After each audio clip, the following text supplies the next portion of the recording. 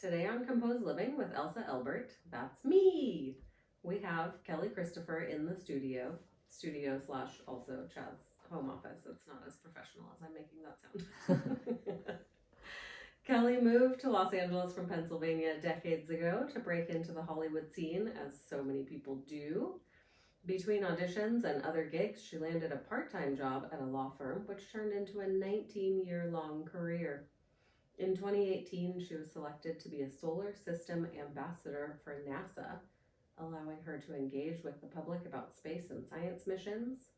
Currently, she's creating an online academy and community around helping people pleasers overcome obstacles so they are able to pursue their own goals and not sit on the sidelines of life. I can't wait to dive into our conversation and learn more about how she creates the space for a thriving career and to participate so fully in activities she is passionate about as well. Welcome, Kelly. Thank you so much for being our guest today. Oh, is this where I talk now? You're here. You're here. Thank you so much for having me. It's good to be here. It's so fun to have you here. I think you're one of the few people who's been here in person who saw our last house and now gets to take like the first tour of this home post renovation. Oh, I'm honored. Thank you. It's beautiful. I mean, the other house was beautiful, but this is equally beautiful, if not more grand. It is definitely, yeah, it has more space for our family, that's for sure. Anyway, it's so nice to have you here. Thank you. It's good to be here. Truly. So we usually kick off every episode just asking what composed living means to each guest. For me, and I know that you know this so well because we've worked together throughout the years, but really it's about so much more than just organizing, and is, about setting up your home and your surroundings and your life in a way that allows you to, for lack of a better phrase, like create your best life. Mm-hmm.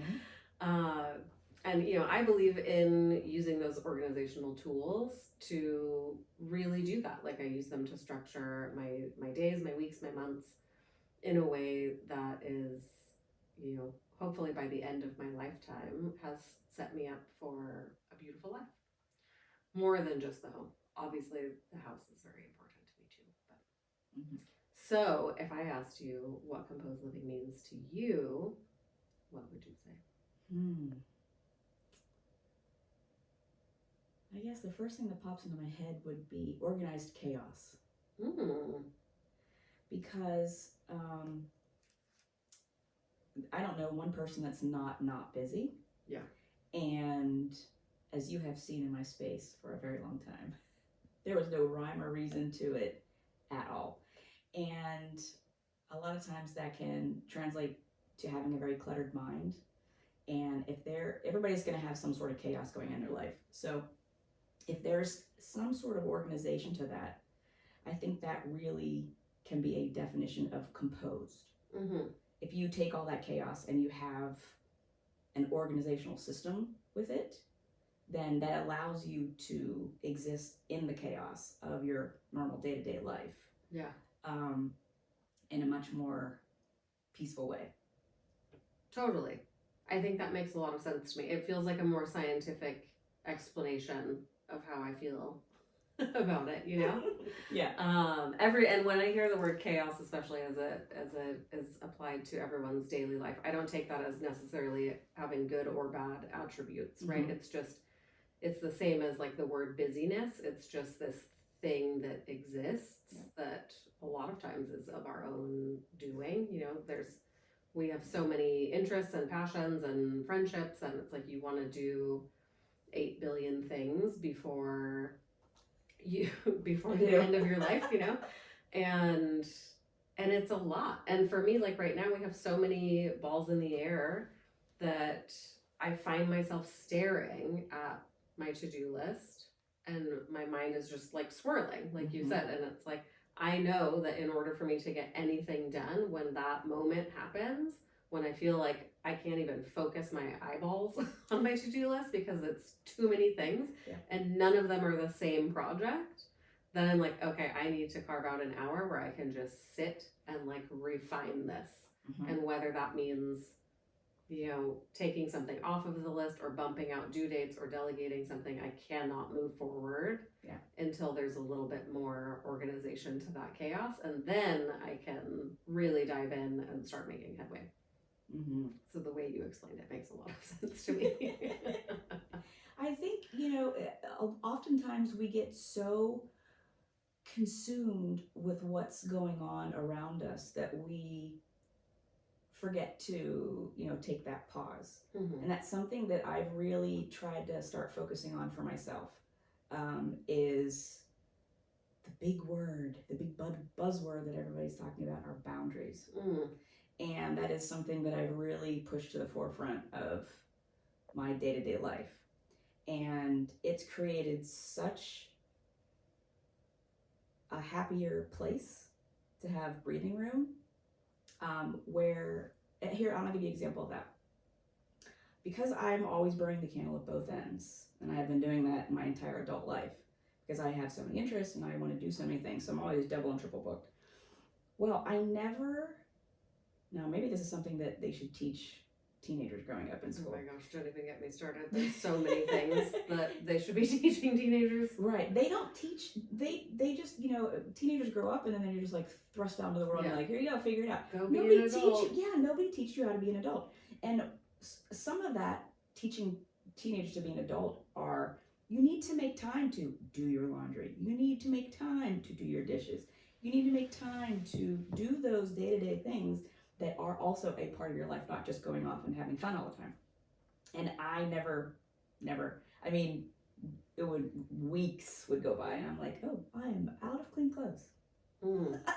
Because I never made time for that. And it took me setting boundaries and saying no a lot more often to things, to create that space, to create that time to be organized. Yeah. Well, and this, I think, is where people talk about organization as a form of self-care almost. Yeah. Where, like, for me, I do those chores truly as almost like a form of meditation at this point, where it's like, I just know myself and I know how my mind will respond if it's not done, right? Like, I cannot handle an undone task. I love that check off your to-do list. Yes. I mean, for better or worse, it's just like, this is my nature, and I understand myself enough to know that, like, I mean, even you should see the size of our laundry basket, and Chad and I share it. It's quite small, and it's intentional, because when that's full, I want to already stay on top of that thing. I don't even want to give myself literally the room to have something that might build up that's then going to create this sort of like, it's the clutter that we don't talk about often enough, but it's the mental clutter where it's like, you may not even be aware of it at all times, but it's there. It's like nagging your subconscious, and you'll see it every time you go into your closet or every time you go into your kitchen and there's dishes in the sink. And so we may not be consciously processing it in those moments, but it really does have an impact. Huge. Yeah. So for you to say that you're setting boundaries to give yourself the time to take care of those tasks, I love that. Like, that really is it's maybe not the most fun. It's not like a spa day. No. It really is a form of self-care, and maybe you reward yourself with a spa day for staying on top of all of these things. It can be therapeutic, and I noticed that, say I'm really upset or angry about something, I've now started to diffuse my own internal like chatter about being angry about something into cleaning. Interesting. And so, but I will get almost obsessive about it. Like, oh, I gotta clean like these little cracks around the kitchen sink, and by the time I've gotten my aggression out on that cleaning task, I feel so much better, and I have a clean whatever it is that I was cleaning. So I'm trying to channel it in better ways. Multitasking. Yes. That's so good. I'm so impressed by how many things you are. I mean, even in the intro, like, we talked about a few things. You obviously had your legal career. You have the NASA ambassadorship. You also volunteer with, remind me of the organization. The Assistance League of Los Angeles. That's right. Yep. The Assistance League of Los Angeles. But also, I've seen your house. I know that you also are so crafty. You make costumes. you're an avid fitness person, you're an avid outdoors person. Like, I've never seen someone with so many hobbies, and it's not like, oh yeah, I go camping once a year. It's like you're actively doing all of these things. Yeah. And then also you have like a meditation practice, and there's just so many different. You're a caretaker for somebody else. So many things that, like, for one person, each of those things could be a full time. I'm tired just listening. No, you're right. Yeah. And that's what we work on. It's like creating a balance in your home, because you've already figured out how to manage all of that in your schedule. So now we're just trying to figure out a way to make all of those things coexist nicely and peacefully inside your physical space. Yeah. Which is such a fun challenge, Oh, it definitely has been a challenge. I never would have been able to do it without you. A lot of times people think like, oh, organizers are just going to make us throw away all of our stuff. And sometimes, you simply just have to let go of things in order to make space. But I love working with you because it's not, a little bit of it is, yes, like removing some things that you no longer want in your life. Or on some days, I guess it's a lot of it too. But also, it is such a fun challenge to be like, okay, here we have a finite amount of space, and how are we going to have an office, a bedroom, a gym, storage, a home gym, YouTube, a craft making thing, a podcasting station or a YouTubing station, and then all of the tools associated with, like, repairing a home or doing some of these crafts or going camping or car stuff. It's been such a fun and wild ride. I love it. Oh, it has been. It has been. The space has evolved in such a beautiful way that I actually enjoy being home. That's nice. Nice. And in the past, I've never really been able to say that about my spaces because of the chaos that I was actively but unconsciously creating. Yeah. And so now it's a joy to actually be at home. And it really helped being home during the pandemic because, when everybody, transitioned to work from home, I never thought I would like working from home. I was always on the go, and I like being around people and very social. So being in an office environment was really great for me. And then having to transition to that when you're only in your space, it really is. And so now we've done such a wonderful job at my place that I never want to leave. Yay! To some extent, yay! You're right. Yeah. Also, still leave your house and find community. Yes. No, I am definitely. But also that was also a psychological thing too, because as I said a little while ago, burning the candle at both ends for so many years, the pandemic really forced me to stop. Yeah. And reevaluate everything. Now that the world is open back up and everybody's getting back to whatever it is that they now do or were doing in the past, it's allowed me to just sit and figure out, because life is short, that everything I choose on a day-to-day basis it has to benefit me in more than one way, and a lot of it has to be comforting to me or allowing me to grow as a person. So I keep telling my friends when I do leave the house that if I've put clothes on, left the house, got in my car, got into traffic here in Los Angeles, to see you in person, I love you. So I'm being a lot more careful with how I spend my time because I now have boundaries. I now have built-in time where I have to take care of the things in my own space for my own self-care. And what 20-year-old is thinking about that? Yeah. They're just trying to live life. They're just trying to finally, start to make an impact if that's what they care about, in the world, because now they're young adults. So it just really took a lot, sorry pandemic, for that, almost like the brick to the head. Yeah. Like, you need to reevaluate everything because, you're not a spring chicken anymore, Kelly. It's such a good reminder too. Chad and I have soon to be two teenagers. This month we'll have 13-year-old will be the youngest one, which is wild. For 13. And soon to be 15. And it's just such a good reminder, I think, as parents, to be like, this is truly a part of the education to give your kids now before they go out into the world, like balance. And they actually intuitively do a really good job of balancing friendships and work and homework and play and all of that stuff. Great parenting already then. Yeah. Or it's just it's in their nature. But I'll take it. I'll take that as a win. Yeah. But yeah, I think also the last piece, and it's like, I also don't know that many teenagers who are like super amped on cleaning their room. But making sure that they carve out time and understand the timing of things. I can't tell you how many times we've talked to the little one about laundry and the concept that like laundry can be done while you're doing something else. Like he just like Sits there is and like, waits well, for I you. don't have time to do laundry. I'm like, well, I mean, you can do whatever you were doing, but all you're literally doing is like starting the machine and then you have 30 minutes. Like, or Right. you put it in the dryer and then you have, until you take things out again. Yeah. So just teaching him about like managing his time in those ways of like, well, he's like, well, I'm in the middle of a video game. We're like, okay, well, you can pause it and then you'll be back in 1 minute, literally. That's what pause is for. Right. But yeah, so great reminder to figure out all of those things. I saw the funniest meme the other day on Instagram, my 5 a.m. scrolling hour. And God, what was it? It was like a conversation between a student and like a school, and the student is like, how do I do my taxes? And they're like, don't worry about it, run a mile. Or it's like, but how do I like do this other thing that's like a super adult thing that we're gonna have to do always? Yeah. And they're like, disregard, like let me teach you something else that you're never going to use in your entire life. Yeah. And I was cracking up. Obviously, school teaches you quite a lot about how to move forward in the world. Yeah. And I'm so thankful for the education that I've had over the years. But man, would it have been nice for somebody to teach me how to file my own taxes or, like do an oil change or even like, I remember as a 16-year-old, I'm very fortunate. My parents were extremely hands-on with like the life skills.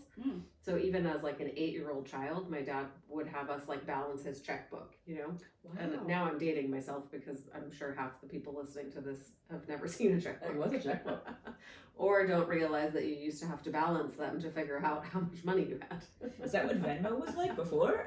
Well, there was no internet, so you didn't know how much money you had in the bank. You literally had to write it down with a pencil. Yeah. But I loved this task. And if he went to the ATM, it was like, that was our job was, okay, you go to the ATM and you figure out how to take out money and do all of those things. Oh, that's so we wonderful. learned these like seemingly trivial life skills. But now I'm so grateful for them because when I was an adult and moved out, I actually was not even an adult. I was 16 when I moved out of our house. So I was living on my own and I knew how to put gas in my car and I knew how to check the oil and I knew how to refill it if it needed some, like just these little things like checking the air in your tire. Right. But I remember when we were teenagers in high school and one of my girlfriends whose parents were not as hands-on, they just gave her a car and the keys. She was like that girl in high school, like she was so beautiful and like athletic. Everyone loved her and she was like well off and just like had this like the car everybody wanted, the Toyota Celica of the 90s. Oh yeah. So hot. I remember a good Celica. And she went to a gas station and she put diesel in it because she was literally no one ever taught her how far did she get gas before the engine just was like in a car. And I was like, what? I don't even understand how that happens. Right. Anyway, it's the small things in life. Everybody's perspective is definitely different. Oh my god, I feel so bad. So sorry, Celica. Oh, I wanted that car so bad. And it's funny, I'm like not even a car person, but whatever. This car I bought when I was 17 years old is still sitting in our driveway. Is it really? It's Lillian's car now. That's amazing. Yeah. Oh, I love to hold on to things as well too. I've never been a person that would just get something that was trendy. This is how I follow trends. 2 to 3 years after the trend is completely over, then I'm into it. A few times I've tried to do something trendy while the trend was happening, and the moment I did whatever it was, piece of clothing or hairstyle or something, I immediately felt like I wasn't myself. That I was just trying to fit into a mold. One thing about Kelly is she has never fit into anybody else's mold. That's for sure. To the detriment of my parents. Yeah, I'm not a fan of the trends. I think even with like electronics, I'm such a late adopter. Now I've just acknowledged it as like, I'm going to let the rest of the world figure out all the kinks in this situation. And when it's confirmed that we are all collectively moving in this direction, then I will hop on board. Yeah. Then there's no other option. And that's it. Yeah. And then with fashion and all of that, I'm just, it's just not for me. Like I can't keep up. It's also like not a huge passion of mine. I Yeah. think some people do such a beautiful job of like that's their form of expression. And Mhm. I mean, I guess also that is my form of expression, but I'm a much more minimalist person. So Yeah. that's how I'm expressing myself in my uniform of things that are black and white. Yeah, The I'm trying to occasional simple gray. things down too. Yeah, because it was just, I mean, as a kid growing up, my mom was like, "What's your favorite color?" And I'm like, "Plaid." All the colors. All the colors. I can't Rainbows. pick one. You're putting me in a box if I pick one. Nobody ever guesses my favorite color. What would you guess? It's like, how would you even know? you Yeah, know? how would I know? I How don't would know. you know? Just what do you think is you're gonna? Yeah, I mean, I feel like you wear a lot of black and white. It's not. Those are not colors. Green? No, but I love all the colors. My initial instinct was gonna say some form of yellow, but No, I what used is to it? hate yellow. Now it's grown on me. Mm. Lavender. Mm. Yeah. I get Anything in the that. purple fam. It's such Love a it. calming I color. get I mean, that. Yeah. like the lavender specifically. It's so beautiful. Mhm. But also like sterling roses, gorgeous. One of my Mhm. favorite flowers. The lavender plant itself, the scent, all of it. I'm very into it. Yeah, the purples and the But lavenders. I don't think I own anything Mm. purple, like clothes wise. And that's good. You can enjoy it in another form, but you Yeah. don't have to be blanketed with it Yeah. and everything around you being that color. We do have a lot of amethyst crystals, I guess. I just popped one in our refrigerator the other day.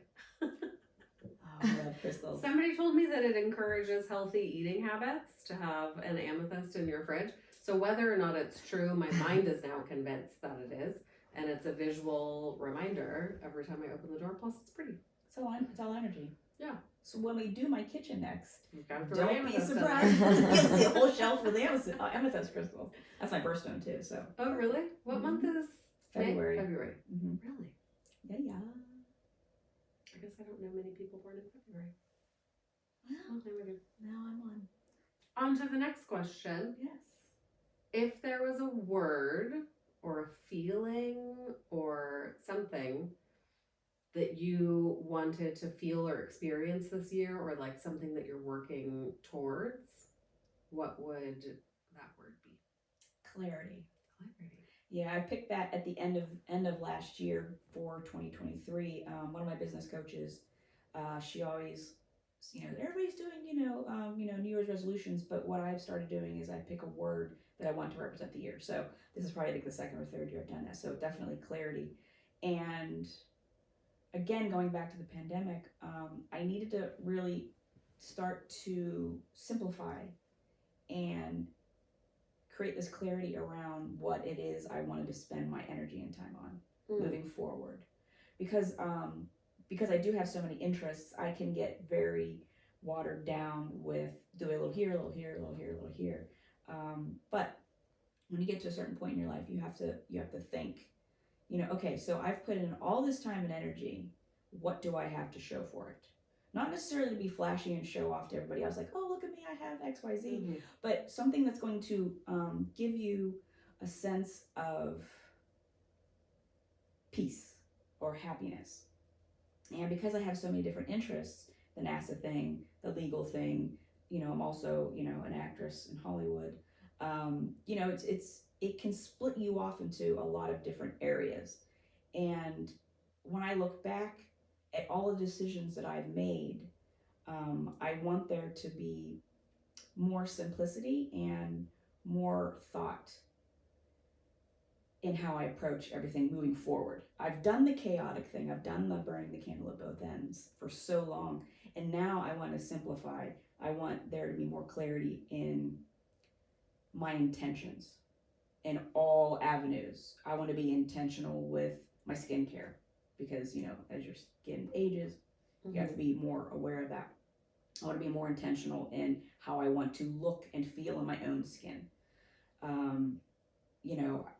Just all of those things can add up to a much happier, simpler life.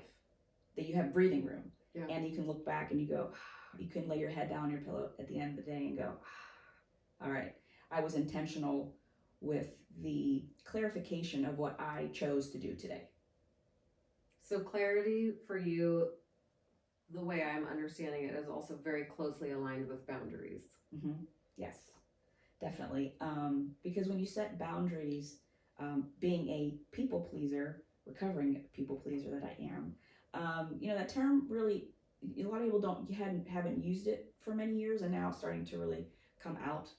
And there are a lot of reasons why us people pleasers operate the way we do. And usually it comes from, you want to make the other person happy. And a lot of it starts with childhood and how, who the people you had around you and whether or not you felt whether you needed to feel safe. So you were, very accommodating to everybody else around you. And a lot of times that also, as an adult, that will dictate what your self-worth is. Mm-hmm. And I realized that I had just been operating every aspect of my life by pleasing other people, and eventually that can wear you down. And a lot of people aren't aware of that, and then they wonder why. Oh, why am I? Why have I put what I want to do on the back burners because I'm trying to please everybody else around you? And it really was a wake up call at work when I had been at my company for so many years, and all of these lovely new people right out of college were coming in, and if we had to, everybody had to drop what you were doing and start working on a really important emergency project. They were given a choice of like, oh no, I can't do it. I'm sorry, I have something I have to go do. Whereas I immediately said yes. Mm-hmm. I canceled family vacations because of what was going on at work. And I really started to resent doing that I was putting everybody else first, and that wasn't fair to me. And really, when I studied with, coaches, and I started to realize that I was worth setting those boundaries. I was worth saying no because of something that I needed to do. And that's a very scary place to A, realize that that's how you're operating, and B, trying to figure out and navigate your way out of that. Because it's definitely mindsets that are ingrained in you, like I said, from a small age usually. So my boundaries and that clarity really started to shift being a people pleaser. And a lot of times when you start setting boundaries with other people, especially your loved ones, they're not necessarily going to take it very, very well. Mm-hmm. So that's why it's something that I really started to dig into, because I realized, my self-worth, and I want other people to realize their self-worth too, if they feel like they're suffering from the same thing. Because there were a lot of things in my life that I put on the back burner to say yes to everybody else and to everything else. Yeah. So that's been a really huge evolution for myself. I think also this is something that culturally and generationally, All right. is that a word? Works for me.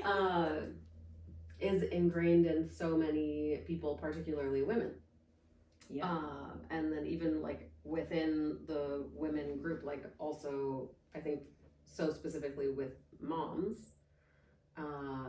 And I think like from the generation prior to mine, maybe seeping into mine, Mm-hmm. where it's like women were expected to put all of their hopes and dreams aside, Yeah. and stay home to be a wife and a mom. Yeah. And so even if you wanted to have a career or you had aspirations of, traveling the world or doing these things, we put so many systems in place that said, no, you can't do that. You have to spend your life taking care of other people instead.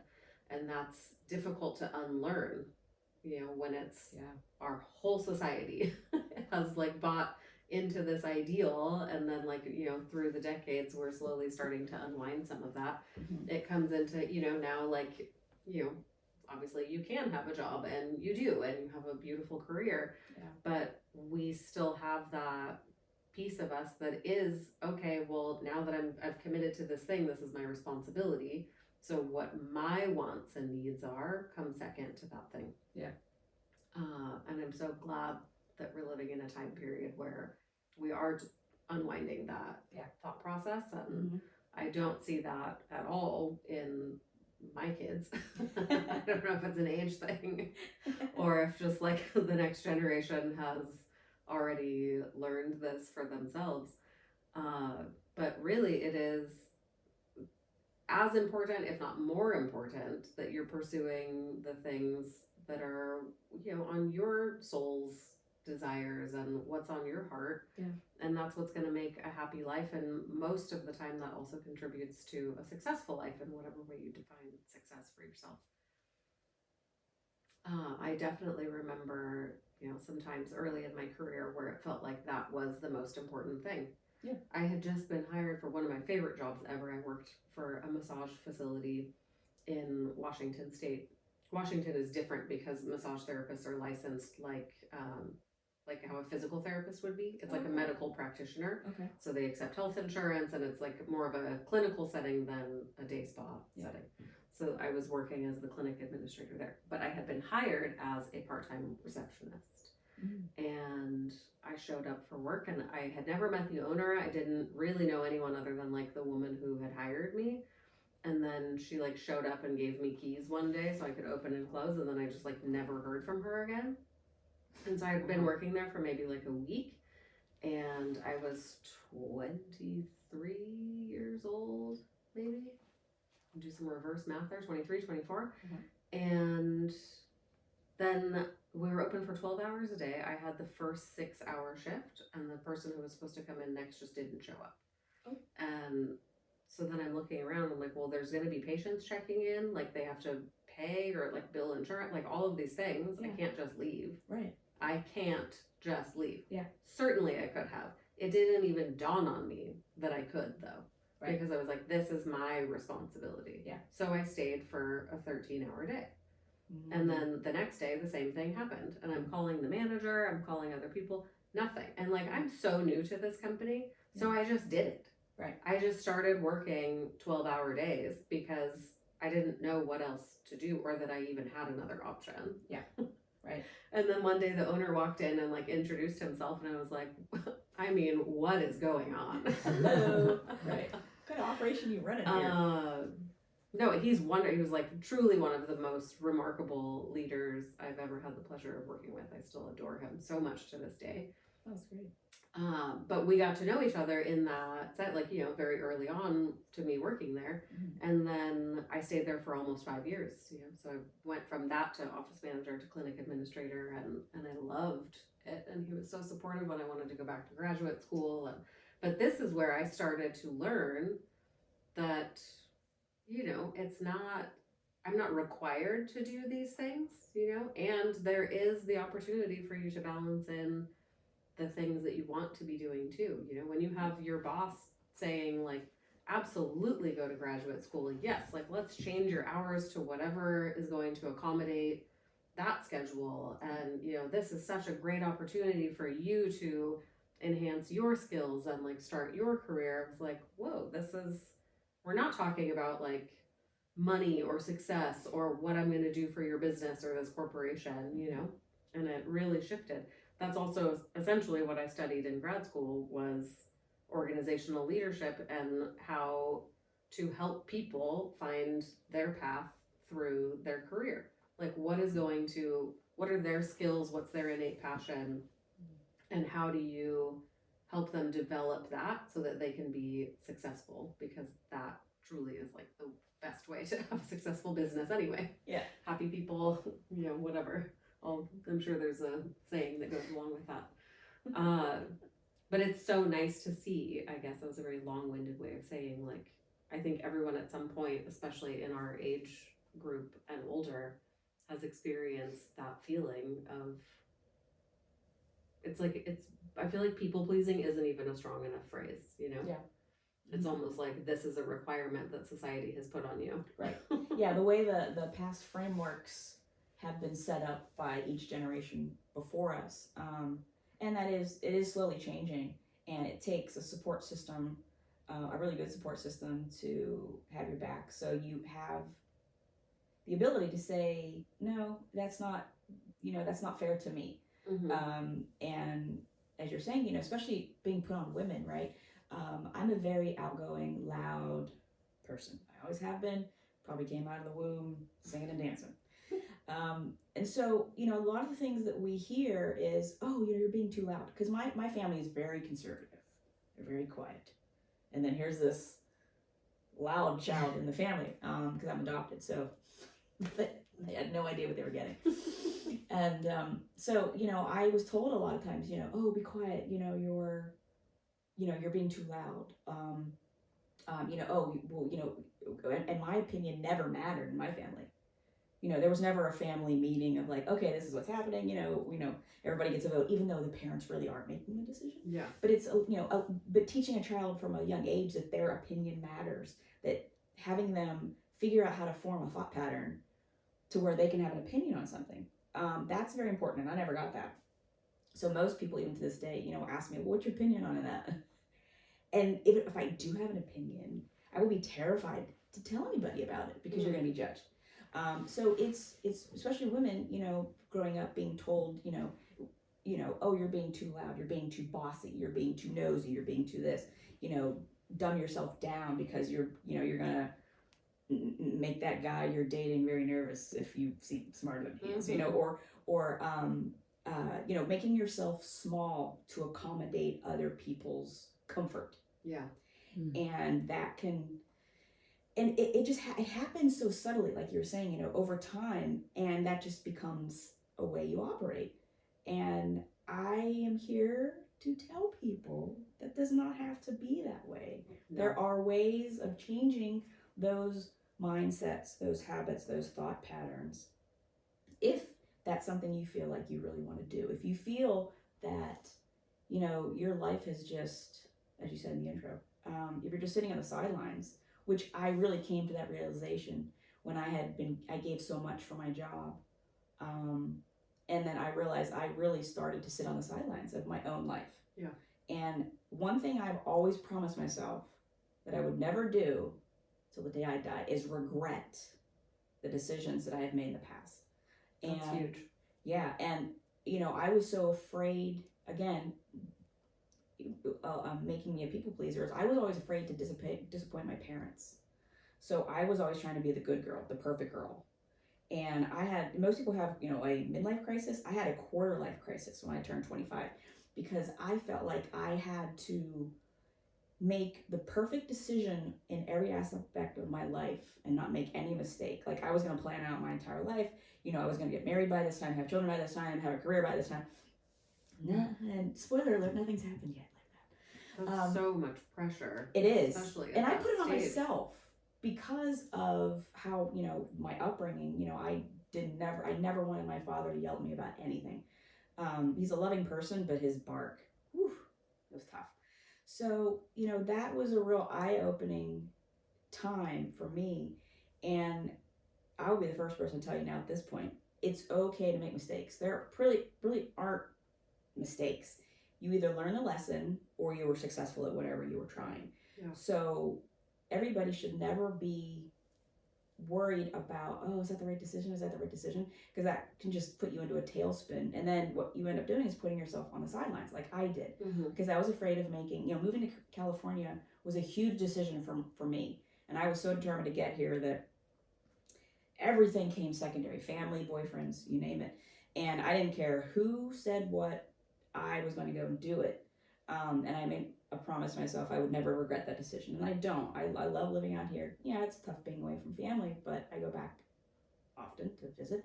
But I was so afraid of making those mistakes. Like, oh, should I leave my job? I mean, I've been there forever now because I was terrified to leave. Yeah. But now I'm coming to the point of there's so much more to experience in the world, and I don't want to miss a moment of it. But having that new, or having that pressure taken off of myself, that I don't have to worry about, oh, I'm gonna go try this and oh, it failed. Well, at least I tried it. Yeah. At least I moved to California. I didn't, I didn't want to ever regret not trying it. Yeah. So I think that's a really huge, life lesson in that, having the clarity, is going back to what we were talking about, having that clarity of, it's okay to make mistakes. It's okay to try something and keep doing it, because with all the sports and awards that I won growing up, practice really does make perfect. So the longer you try at something, yeah, everybody sucks when they start something. It's absolutely impossible not to suck at something you try for the very first time. Well, you know, if a little baby walks for the first time and they fall down, are they just going to lay on the floor for the rest of their life? No, you got to keep doing it. And that translates to every single thing that we try to do: cooking, dating, swimming. I mean, you name it. And my dad used to tell us that there will always be someone better than you at this thing, and there will always be someone less talented than you at this thing. Yeah. So it's like that, I think, has relieved so much pressure from me from ever feeling the need for things to be perfect. Yeah. Where it's like, you know, even if I became like the greatest fill in the blank of all time, someone eventually will come on and do it better. Right. And then there will also be people who don't have that skill set. And so it's just like, it's not a competition. It doesn't really matter if you're, you know, super successful in the beginning or if you pivot and change direction altogether. Right. I think there's so many decisions in life that we treat as though they are completely final. Yeah. Once I make this choice, there's no going back. So it has to work. It's like, it's such a false sense of this crazy amount of pressure. Yeah. Where truly it's like you could have just moved to California, and then if you didn't like it, guess what? You get to go home. You can move back, or you could move somewhere else. Yeah. Like, right. If you date someone and it doesn't work out, that's okay. Because, you know, there's just one person out of 8 billion people on the planet that's like your person. Yeah. So why it's like so much pressure to be like, oh my gosh, well, I didn't find my human by the time I was 25. It's like, okay, I mean, I didn't meet Chad until I was a lot older than that. Yeah. And I'm happy I did when I did. And hopefully that means we have, you know, 100 years together, however long people are going to live. Isn't the phrase, you know, there's nothing is permanent except for death and taxes? Or what was the phrase? Something like that, right? Nothing's guaranteed. Yeah, that's it. Except for those two things, right? Those are definitely two things. Yeah. You said something about making yourself small to make other people feel comfortable. I think that's such a powerful thing to like really let people sit with, because it does come up, I think, often in life, like these opportunities to do what you want and what's on your heart, or an opportunity to make yourself small to make other people feel comfortable. And it's just, in my opinion, like, what a terrible way to live life. I feel like you would just regret almost everything, or resentment starts to build, or just, you know, a deep sense of unhappiness. I'm like, I don't want that for anybody's life. Yeah. But Chad came home the other day he'd taken the boys to play pickleball. And Lincoln is the one who's like the athlete. He's on the football team and all the things. Hayes is obsessed with Lincoln. So, because he's the younger, the younger brother. And Hayes is naturally very gifted at racket sports, like tennis, even at golf. Like, he just picks it up and he's so natural at it. Okay. And hopefully the kids never listen to this. I would say better than Lincoln at these particular sports. Yeah. Lincoln has a million things where he really excels, but this is like one area where the younger brother is, you know, has more of a natural talent than the older brother. And Chad came home and he said Hayes started playing worse because he saw how frustrated Lincoln was getting that he was beating him. And I looked at him and I said exactly that. I said, don't ever make yourself small to make somebody else feel better about who they are. Nice. And, you know, because that's like, it's, first of all, how sweet. Like, he really does love his older brother. But, you know, like, you can't, if that becomes a pattern and then you go through the rest of your life finding these moments where it's like, here's someone I care about, or someone who's in a position of authority, and they seem uncomfortable at my thriving in this area, then you're just going to stop thriving throughout your whole life. Right. Yeah, it starts a cycle that most people don't realize are happening. And a lot of times when we're people pleasing, you know, not to get scientific, but, you know, you get that dopamine hit when someone's like, oh, you're amazing, good job. And over and over and over and over, you keep wanting those small dopamine hits. right? So it becomes an addiction. It's literally how we train animals. Right. You know? Right, with little treats like, Yeah. oh, you just spin, oh, good Yeah. puppy, right? And so that's another reason why, you know, biologically, you know, we can fall into those patterns or those cycles. But that's so sweet that he. I know. When you look up to an older Cute. sibling, I looked up to my Don't. sister. I thought she was the greatest thing because she was like the fashion plate. She was the popular one. She was gorgeous, beautiful blue eyes, beautiful hair, and then just she had like, these cool friends. I wanted to do everything that she wanted to do, like her. and she was like, "Will you get this annoying girl away from?" Like I was the annoying little sister, right? What's the age difference between the two of you? 5 years. 5 years. Interesting. And you know, back in the 80s, Yeah. she had the feather hair and the Jordache jeans. But I just thought she was amazing. And she wanted basically nothing to do with me because I was like the loud, you know. Also, that sister. 5-year gap is like quite significant at certain times in childhood. Like, you know, where one of you has moved into high school and the other might be finishing like elementary school still. You know, it's like such a vast difference in what's going on.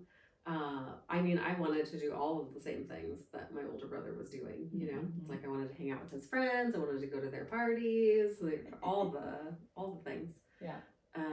You know, and then same, my younger brother he was just the little troublemaker. Like he'd be the little pest that like shows up everywhere. Yeah. And she was Or the black you're sheep trying of to the get into family. trouble and he like rats you out to the parents, you know? Oh yeah, that rivalry going on. Oh yeah, I remember. She probably if she ever listens to this, I'm so sorry. I'm telling the story.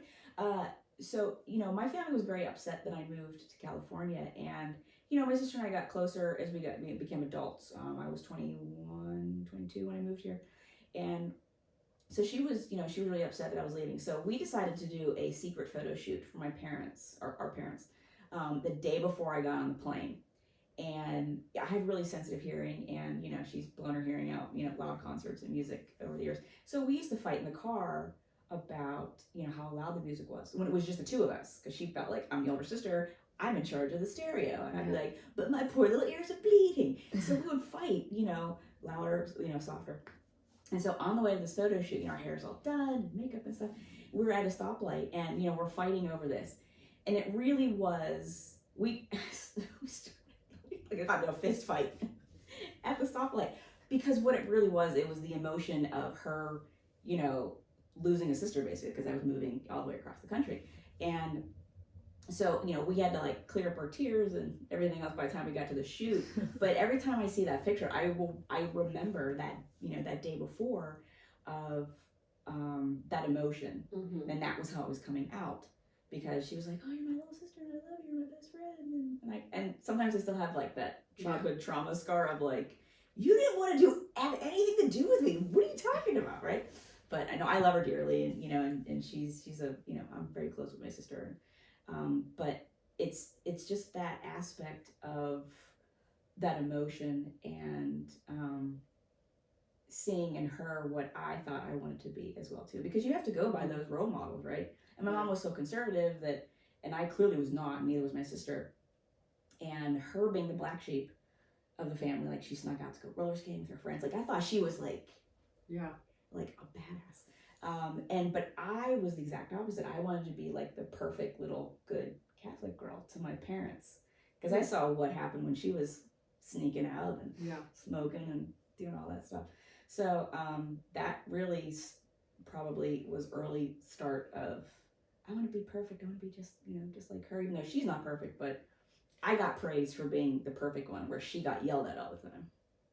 I'm like racking my brain trying to think if I viewed somebody as a role model in my childhood.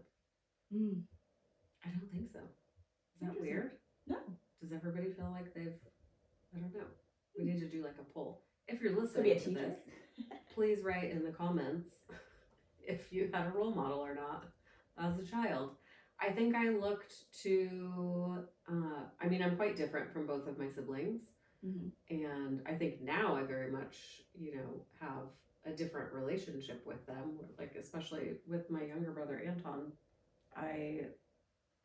you know, I'm constantly learning from him and look to him for guidance on, you know, how to just be a better human. And I'm so grateful for that. But as a child, I was rebellious, but it wasn't because I wanted to break rules. It was because I felt like I was living in a box that wasn't mine. Yeah. Oh, yeah. Like I was surrounded by rules that made no sense for who I was as a person. Like I never wanted to be someone who was like in trouble. It's like, you know, I was a typical teenager, I think, in a lot of ways. But I felt so constrained by, like, it was like, this isn't my life. Right. And it led to so many problems through childhood and adolescence and into my 20s, where it was just like, when you always have that feeling of like, this just isn't for me. Like, I don't understand why this is what I have to do every day, or like, why am I here? And so looking around me, it wasn't like, I didn't look at my mom and think, you know, this is a role model for my life. She was a stay-at-home mom, and that wasn't ever my passion. I didn't even think really that I would have kids ever. It wasn't something that like I had thought about in the way that so many people do. Yeah, and then I don't know. I mean, I love all of my friends, but you might not have. I don't think a lot of people look at it specifically the term of role model, but I mean, because as you're a kid, as you get older, as a teenager, you can take influence from a lot of different aspects, because you're trying to figure out who you are in general, right? So you may like an aspect from this person, you may like an aspect from that person. So if you feel you don't have a specific person that was for you, it could have been you were taking it from different areas. I think for me it was books. Yeah. Oh, like either authors themselves or the stories that they wrote. And I was an avid reader. I still am to this day. But even somewhat, like, it was freedom was what I wanted. Yeah. And so I became obsessed with people like Jim Morrison or Jack Kerouac. Yeah. These people who, like, in their time, I mean, especially like reading On the Road as a teenager who is craving independence. Like, here's this story of somebody going out and like just exploring for the sake of exploring and seeing the world and meeting people and like doing all of these, like, it just sounded so free and so ideal to me at that time. And I think there's countless other stories that are very similar. And I think that's like, I really just dug into those experiences as a way of like living vicariously until I could one day recreate that feeling in a way that made sense for me. I'm not gonna, like, you know, start hopping on train cars and drinking like a jug of wine by myself, but life's short, who knows? it sure sounded fun at the time. Yeah. Oh man, clarity and boundaries, so good. What's happening with the people pleasing platform of community and education? So are you working with like individual clients? Are you doing more like group sessions? Both? Yeah, I work with I'm starting to work with individuals first, and you know, I try to create, you know, sort of like a framework for them. First you have to sit with them and identify, you know, what it is that they would like change for in their life. And then once you figure out, you know, where they're coming from and they identify where they're coming from, I'm really about people discovering it for themselves. I'm just sort of like the conduit, the guide, you know, someone to sort of show them a way. Because a lot of times people don't realize, you know, they may not be able to put their finger on what's missing or why they feel stagnant. And so I do like to work with people. I like to be inspiring. You know, to try to kind of pull them through that. And so my hope and what I'm currently trying to create is a community around that for people to feel like they have a safe space to go on that own self-discovery journey. And I, you know, am try to provide tools and guidance and a framework that allow them to do that, because everybody's journey is different and everybody wants to get something different out of it. And they're coming from a different, you know, everybody's from all walks of life and coming from different vantage points. So yeah, I really do want to create a community around that, so it's something we can talk about openly. And I'm in the process of creating like sort of like a course, which I have, you know, I like to think very far ahead, and I have to like scale back down. So creating a course that will walk people through that, but then also creating this academy where I don't just leave it up to, adults. I want to start, engaging with teenagers Cool. where it starts, right? And try to head it off the path. That's so great. That's the larger vision of it. So that's why I want to create like this, safe space for everybody.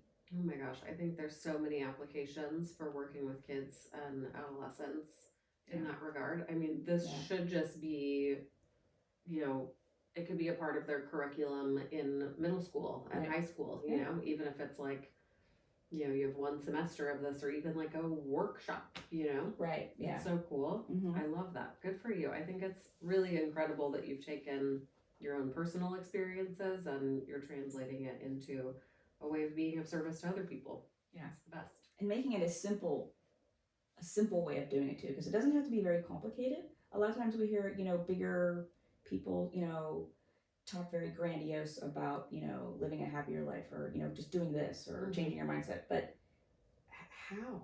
Mm-hmm. And with being an ambassador for NASA, I do work a lot with kids. But my specialty with that is, we have access to the engineers and the scientists at NASA, and, they give us all their technical data and jargon about missions and stuff. So my specialty is turning that around because I don't have a science degree myself, but turning that around and simplifying it so we, the public, can understand and get excited about. That's sort of what we do, as public outreach ambassadors. So, trying to simplify the process of, okay, how can I change my mindset? How can I change, those habits that I have somehow, formed over the years. So I really want to make it a simple process so people aren't overwhelmed with it because we're overwhelmed with everything else in life. Yeah. Mm-hmm. That's just another way that clarity is coming into your life. How cool. Definitely. That's so awesome. Well, thank you. Thank you so much for being on the podcast today. My pleasure. Thank you. Love this conversation. I always love chatting with you. Yes, same.